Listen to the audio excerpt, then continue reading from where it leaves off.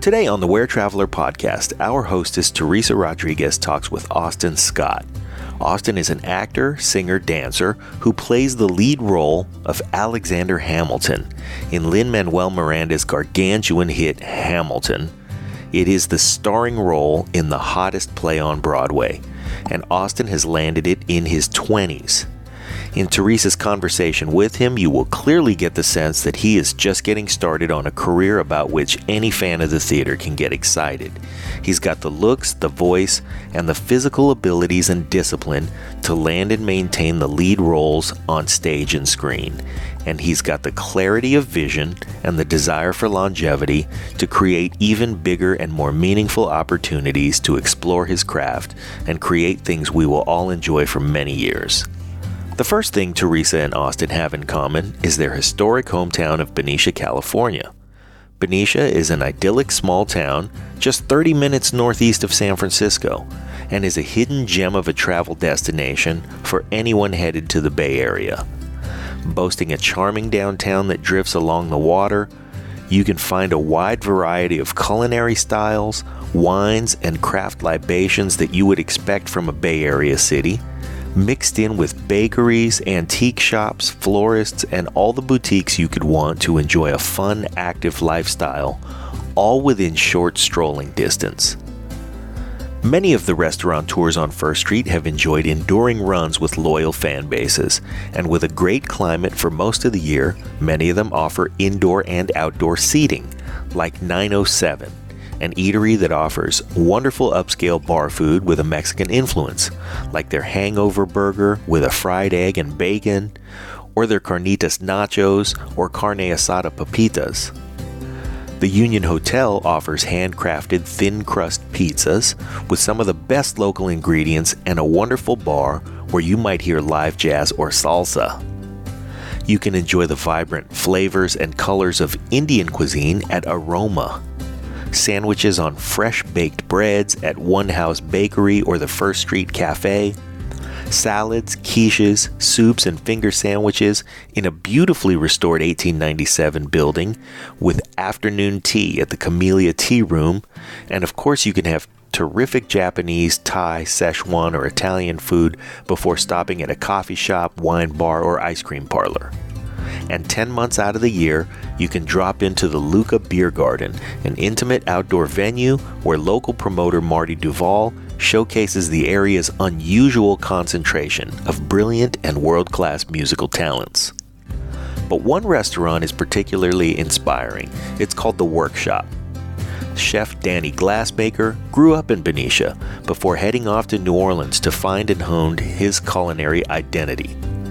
Training in restaurants like Commander's Palace and learning the greatest Cajun and Creole recipes and techniques, Danny eventually returned to Benicia, married his high school sweetheart, and together they offer the best in the foods that make New Orleans special, right here in California. Everything from the jambalaya to the gumbo, the hush puppies to the beignets is made from scratch. It's only open for lunch, and you should come early because this place sells out of everything. It's worth the line and worth every bit of the cardio you might have to do after indulging.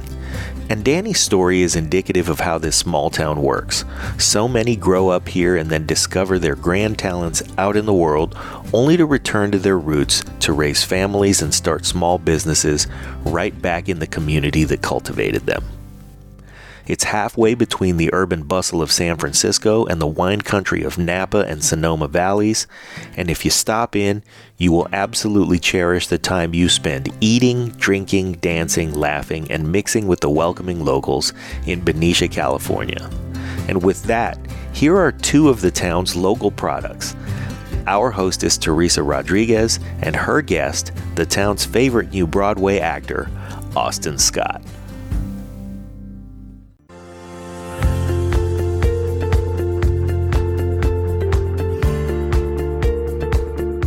You're listening to the WhereTraveler Podcast, the audio companion for WhereTraveler magazine in print and online. For more information, go to wheretraveler.com. And now, Teresa Rodriguez, Editor-in-Chief for WhereTraveler San Francisco.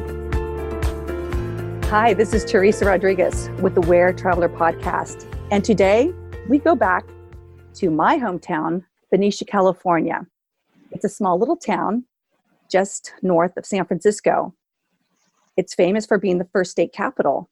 Even more now, it's famous for one of the actors who graduated from Benicia High School and who is playing Hamilton on Broadway. It is my delight to introduce you to Austin Scott. Hey. Thanks for having me. Yeah, thanks for taking the time out of your incredibly busy Broadway schedule to pop on to our WhereTraveler podcast and talk about this little slice of earth we call Benicia, California. Good old Benicia, 707. Yes, 707. Yes. So, let's first talk about where you are now, because you're on Broadway, playing the most coveted role in theater. Yeah. This is huge. I mean, your name is on the marquee, you've got a playbill, and you're the character that the play's about. How does that feel? Pretty darn cool. I'm not going to lie. It's pretty awesome. Yeah, it really is a dream come true. Growing up, I mean, I've been acting for a long time, or at least I've always known that was my passion. And to be here at 25, 26 now? I forget how old I am. It's crazy. I didn't think I was going to be, here at this age. So I'm just trying to enjoy every single moment of it and just ride the wave. Well, where did you think you were going to be? I mean, I absolutely hoped I'd be here. I thought maybe I'd still be, building myself up, doing smaller roles. I mean, Hamilton is such a juggernaut. It's a phenomenon. Yeah. It's like a show that hits this level of popularity only comes around once every 30 years or so. So it's just to be a part of this while it's still in its golden age is just incredible to me. You are, like one of the lines say, you are part of history. Yeah, it's pretty awesome. It's so amazing. Let's start with the stage. So here you are at how did you end up with the role of a lifetime at Hamilton? So most people probably know I did it on tour for a year before I came here. I'm on Broadway, and I've been here on Broadway now for about 8 or 9 months. So to take it way back, I had a string of callbacks three or 4 years ago. So this was when. Well, actually, to take it all the way back. Take it back. So they were. Take it back, brother. Take it way back. Way back. Wait. So there were 3 encounters with Hamilton basically before I booked it. The very first time I was in Sofia, Bulgaria, shooting a horror movie. What? And yeah, it was crazy. It was like a TV movie for the Sci-Fi Channel, super corny, over the top, but one of the funnest things I've ever done. And so I was out there, and at this time, Hamilton it was just going to the public. So they were casting for their off-Broadway premiere. So nobody knew anything about this show. Oh, wow. And I got an appointment from my agent to just submit a video audition singing Dear Theodosia. And I didn't know anything. I just knew there was a baby involved. And so I wrapped up a bunch of sweaters and put it in my arm and was cradling it as I sang Dear Theodosia. I knew nothing about the show or what this song was about or who Theodosia was. And so I sang that song, sent that video off, never heard anything, just assumed, okay, it's going to fizzle out. Then, of course, Hamilton hit, and it was massive success. And I was like, holy crap, I auditioned for that in Bulgaria. That's amazing. And then they brought me back in about, 6 months after it had its Broadway premiere. And I had a string of probably 8 auditions and callbacks with Lynn and Tommy and Jeff Sellers, the producer, and, all the creatives. And never once in that 8 audition process did I once read for Hamilton. I was reading for George Washington and Lafayette Jefferson and Lawrence Phillip and all of these other characters. And at the end of all that, they were like, you know what? We really like you, but you're too old for Lawrence Phillip, too young for Washington, too, blah, blah, blah, blah, blah. So we'll keep you in our files. So I was like, all right, that's a big bummer, but I'll just move on. And then it wasn't until about, a year after that I just come back into town from doing another show out of town. And they were like, we need a quick replacement for Hamilton, either on Broadway or the tour. We'd love to bring you in and just kind of see if the material fits you. And so I went in and had probably 2, maybe 3 callbacks. And then I got the call while I was on the train that I was going to be joining the tour. And I was my mind exploded. Wow. How did you celebrate? See, I couldn't do too much because they told me about 3 or 4 months before I was joining the company. And I didn't get announced until the day that I joined the company, like the day that I had my first performance. So for about 4 months, I could only tell my very like inner circle of family and friends. So I'm sure there was like one super secret party, I think, that we had at my friend Wendy and Molly's house in the Bay Area. And other than that, though, like I couldn't post anything about it. I couldn't tell all my friends. I just kind of had to sit on this like huge information for 4 months. That is so crazy. So I've got a question, because there's a lot of movement and a lot of dancing. How many, and I see that you're wearing glasses. So do you wear contacts while you're on stage? Yeah, I do, except for one time. There was one time on tour when I got like some kind of, my eyelid got infected or something. I don't know. It was gross. But I couldn't wear contacts. So my choice was either to like call out of the show for a week or to go on stage with glasses. So luckily I had this pair of like wire rim glasses, and we like sent it up the chain to the creatives and Lin, and we were like, is it okay if he wears these glasses on stage for a week? And they approved them, and I became the only person to ever play Hamilton wearing glasses on stage. So as far as I know, I'm still the only person. So how much is Lin involved with the whole process now with you when you're in direction? Yeah, he doesn't give any direction. He's purely kind of like a producer and like a spectator at this point. The other creatives, so there's Tommy Kail, who was the original director, Alex Lacamoire, who did all the orchestrations and the music, and Andy Blankenbuehler, who did the choreography. They stop in pretty frequently, and we'll have like 4-hour rehearsals where they just kind of clean and tighten and everything like that. Lin, his vibe is more like he'll just show up there and sleep on the couch for a couple hours during the show, and then he'll come out and do the Broadway Cares collection speech at the end, or he just kind of stops by and like will like surprise you in the wings in the middle of a show. Wow. For no reason, and then leave. Like that's more what he does. But he's a great guy, and super busy but super fun. So yeah, let's talk about busy, because you're on Broadway. What's like, can you tell us what your daily schedule's like? Because I can't even imagine what you do in a day. Yeah. I mean, so it varies. It's like I've got kind of a consistent, like I've got like 5 or 6 consistent things that I do every day, but then I leave open time for auditions and meetings and things like that. But I wake up, I drink a ton of water because I have to be crazy hydrated to do this show, put like electrolyte tablets in it and all that.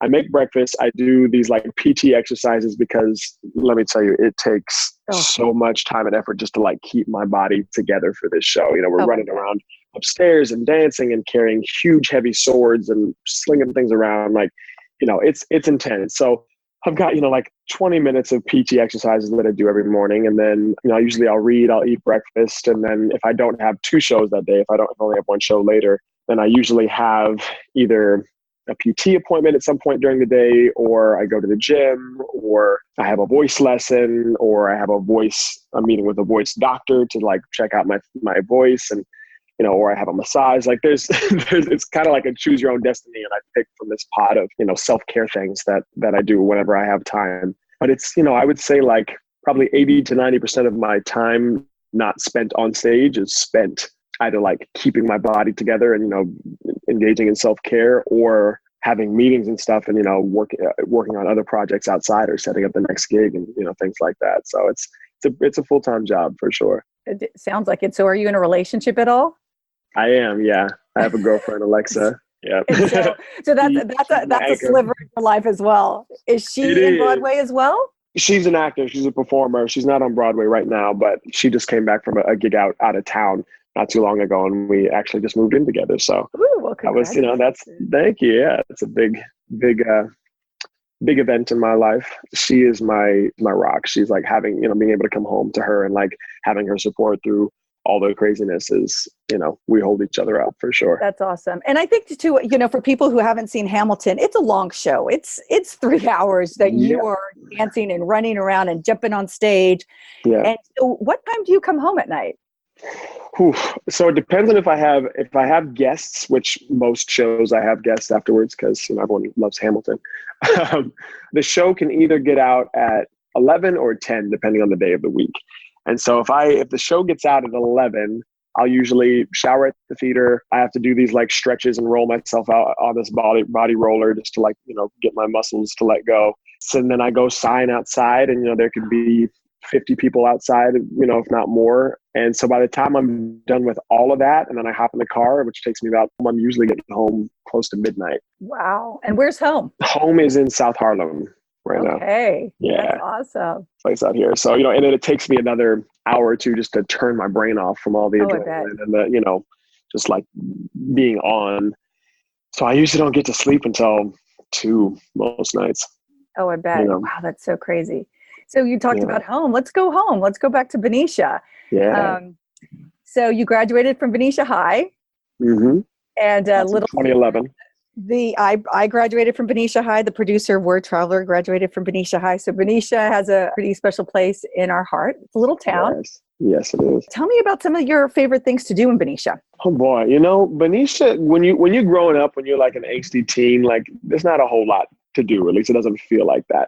It's like, how old were you when you left Benicia? Left when I was 18, I think, 17 or 18, probably 18, right after high school. And then I moved down to LA. But, growing up, I would fish a lot with my dad. Like we would fish at that over on 9th Street Pier or First Street, or, we'd go out to like the marina and stuff, and we'd sneak on these old boats, which was definitely illegal, but we'd do it.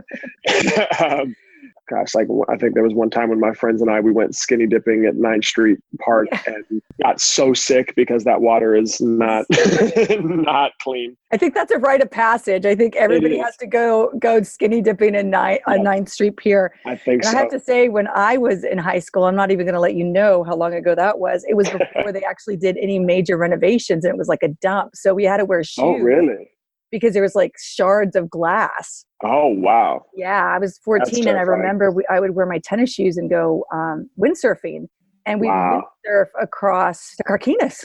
Yeah. Oh, it's so fun. So crazy. It's beautiful out there, really. I mean, at least now. It sounds like before it was not, but it was pretty beautiful growing up. And we spent a lot of time in like Vallejo too. We would go to, it was Marine World back then, but now it's called Discovery Kingdom. Right. Six Flags, but we would hang out there a bunch of summers, and we found things to do. First Street was always really fun. Just going down and like, I don't know, they had those movies in the park, or I don't know what else they had on First Street, but we would find things to do.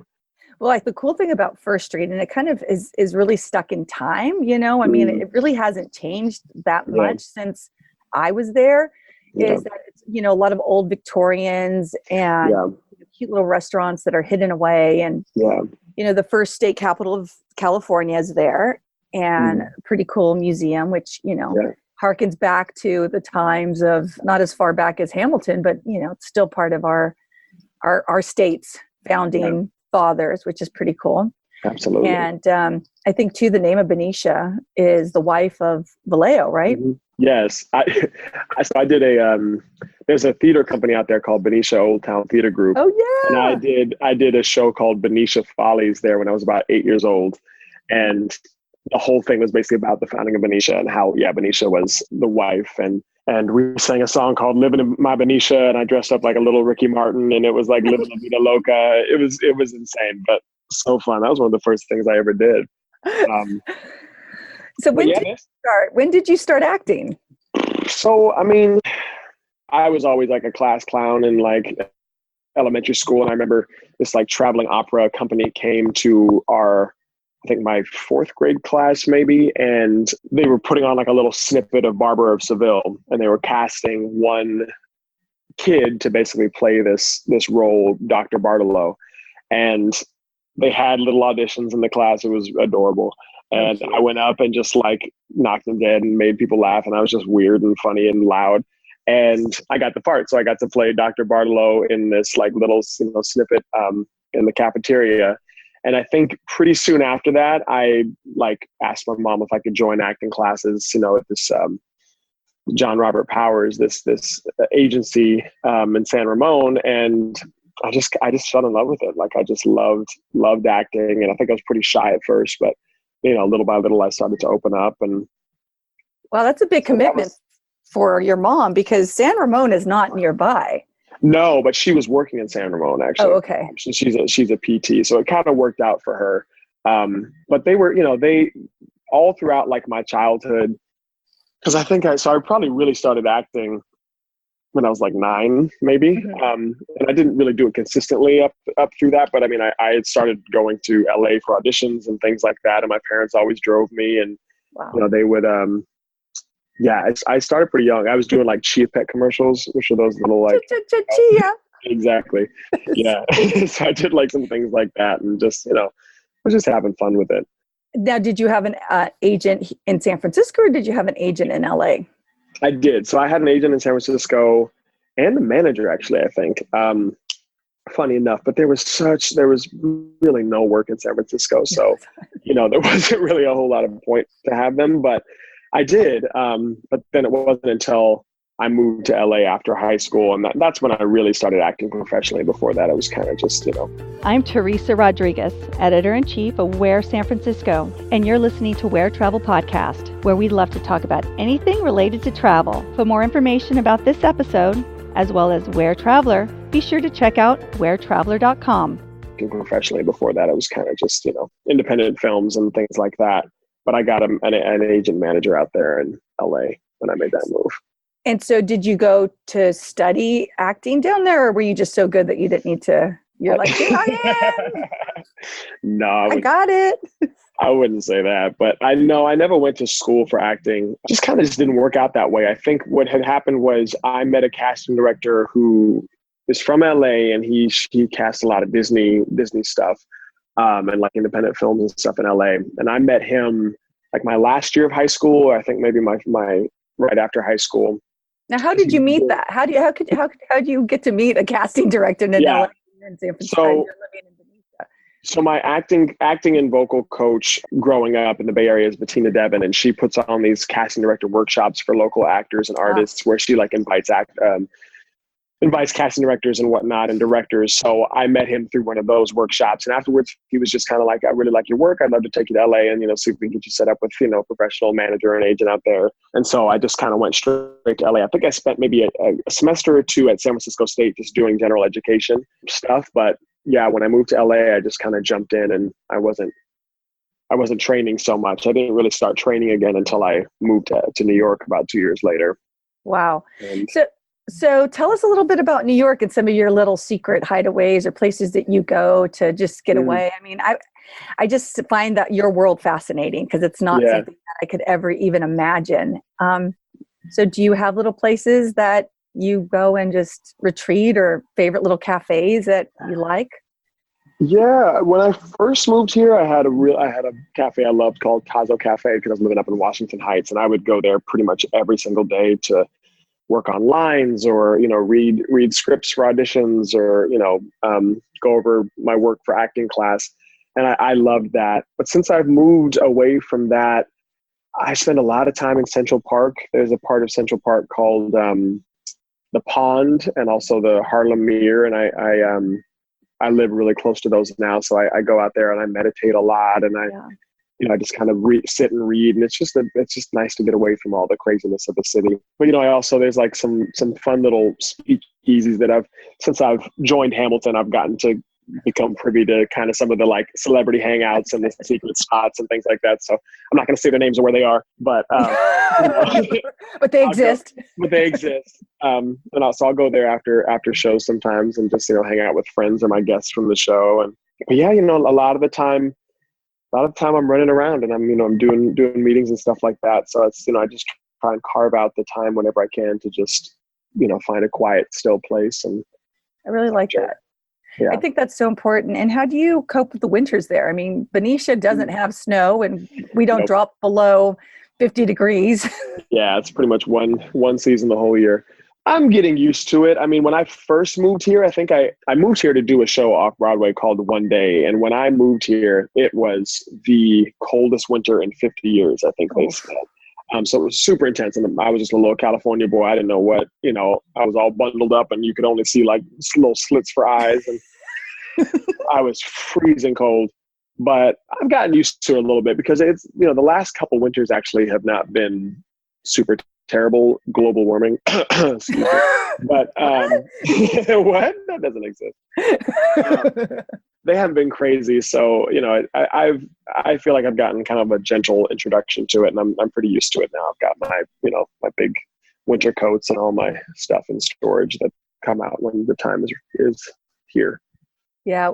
Can you tell our listeners, give them some sage words of wisdom, like how you found your dream and how you captured it? Because I think that what you've accomplished it's pretty phenomenal.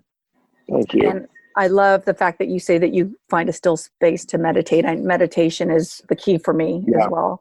Yeah. What are some of the other practices or, just advice or even wisdom that you can share? Yeah. One of the most valuable tools you can have, especially if you're pursuing a career in the arts, is just patience and perseverance, because it can and probably will take a very long time.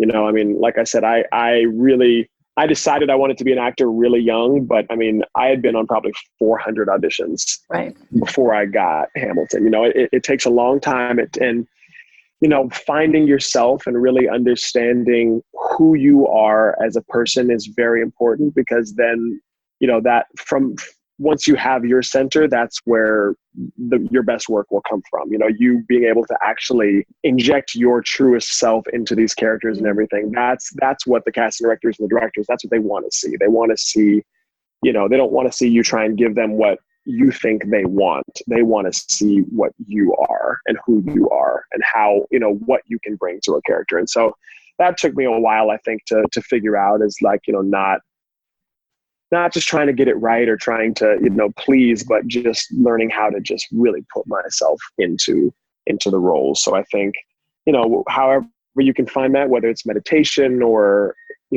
reading or therapy or whatever, whatever avenue you choose to take, I think finding yourself and getting to know yourself is crucial. Wow. That's pretty powerful. Yeah. Because I think a lot of us don't want to, we try to skirt around, and especially as an actor, your role is to fall into another character, which that seems counterintuitive, that the first thing that you would do is find yourself, right? Right. But there's a really famous acting quote, which I think is acting is being yourself under imaginary circumstances. No, acting is behaving truthfully under imaginary circumstances. So, it's like, yeah, I think you're always just being yourself more or less, but under these circumstances that are made up. So when you look at the character Hamilton, what are some of the parallels that you really resonate with? Yeah. With Hamilton, the historic figure. Mm-hmm. When I first went in for the audition, I didn't think I had anything in common with him, honestly, because I'm a California boy. I'm, somewhat laid back. I'm not necessarily like super loud and outspoken. And he is, constantly on the balls of his feet, go, feels like he's always running out of time, has so much to prove. And as I started to really, start working on the material and like doing the research and getting to know who he was and who he is in this show, I realized that, I have a lot of that in me. I'm really, really goal oriented. I do feel like I want to get to where I want to get as fast as I can. And, he's a family man. Like, he loves his family and his friends. And, one of his biggest goals was just having this, this huge family. And that's something that I can really relate to. And, I think the longer I've spent in his shoes, the more he and I have just kind of, melded. And luckily this is a show and the creators are so open to letting us make the characters our own that, my Hamilton is really very different from Lin's Hamilton or, Javier's Hamilton or anyone else who has ever played it. Just because I feel like I've really made him me, Right. Have you had any struggles with Hamilton? Is there any parts of his character that you're like, I don't know how to get my... I think the hardest part about playing this character is, he essentially lives the entire show for 3 hours in fight or flight mode. He's constantly, he's constantly like churned up and on the balls of his feet and, spitting words out 10,000 miles a minute, because he's just trying to say everything that he can, like, trying to get everything off of his mind before he runs out of time.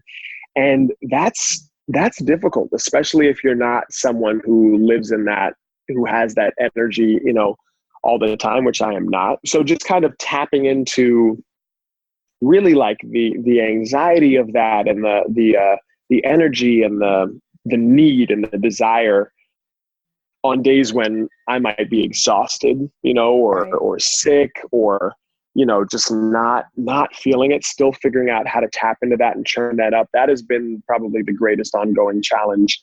And I think that's, one of the reasons why people don't play this character for very long, at least at one time. It takes a lot out of you. It's a very intense role.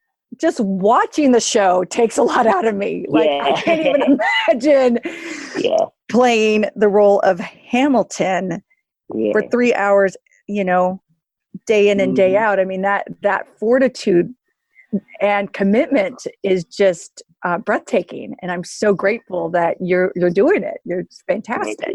Do you ever dream of Hamilton? Have you ever just had a dream of him and you having a conversation with? If I had not so much a conversation with him. I think I'll have daydreams sometimes where I'm on stage and I'll feel like his presence almost. And I'm not even someone who necessarily believes in, ghosts or spirits that much, but I swear sometimes I can feel his energy around here, because there's a moment at the very end of the show where, Hamilton has died, spoiler alert. And FYI. FYI, he died. Hamilton has died, and he's kind of bringing Eliza to the light, at the very end of the show. And he just kind of shows, she's talking about, will they tell your story? And, have I done enough? Will they tell my story? And he just kind of shows her, all of what they've done. And I think in those moments, especially, I can feel like that's all he wanted. That's all the real Hamilton wanted was for someone to tell his story. And now here is this massively successful Broadway show, and there's books, and, everyone is talking about Hamilton, and it's his dream. It's his dream come true. So I believe, and I can feel that he's present sometimes. That's awesome. So what do you feel is your next? I mean, you've conquered Broadway, my friend. What's my next dream?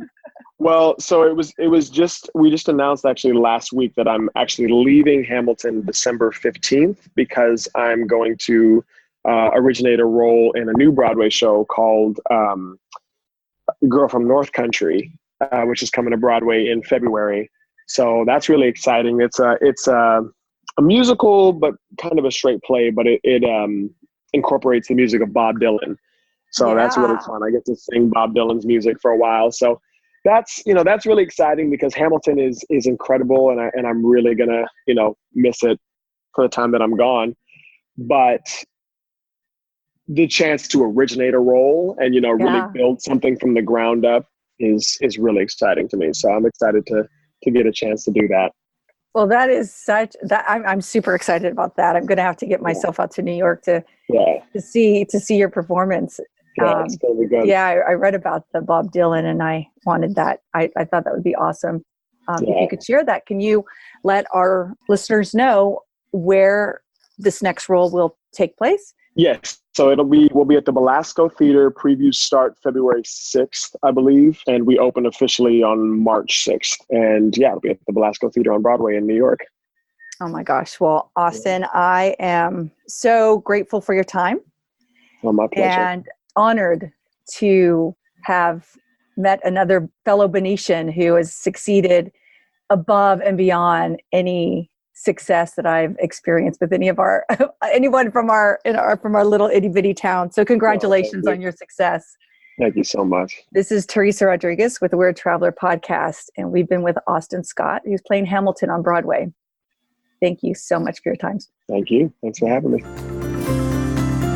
Thank you, listeners, for joining me. You've been listening to the WhereTraveler Podcast, hosted by me, Teresa Rodriguez. This episode was produced and directed by Pete A. Turner, John Leon Guerrero, and Victoria Shepard. To listen to this podcast, find out more information about the crew, as well as WhereTraveler, visit wheretraveler.com, your ultimate destination guide.